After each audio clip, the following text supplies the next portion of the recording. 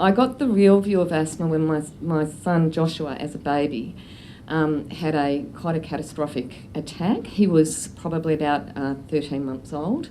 And I do not know what made me go and check Joshua in the middle of the night. I still cannot explain how I came to be doing this.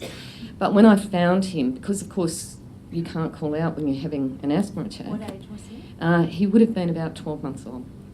And I thought he was choking to death. I would say within 2 minutes we were in the car. We lived at Paddington and we were on the way to the Children's Hospital at Randwick.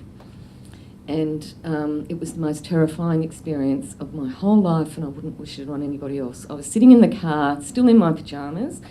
My husband was in complete confusion, having been dragged out of bed to get the car.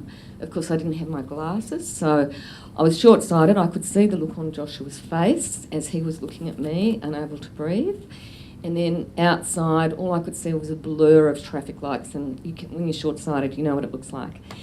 And we seemed to be stopped at the traffic lights, and I'm yelling at my husband to keep going. So he got us to the hospital, and they dropped everything to help us. And it still makes me emotional to think of the assistance we had.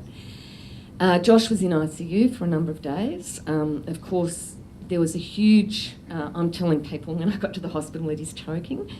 You didn't know? No, I was convinced that there was something, and I couldn't work out what had happened. Of course, we were with professional health people at that point who had to come out and tell me and my husband, and our mouths dropped open when we were told that Josh had asthma. And honestly, we are so lucky to have him. So I guess I would describe the whole experience as life-changing in terms of seeing what families go through, seeing the care that we get in our health system, and the gratitude I have for my son, who is now a strapping 18-year-old.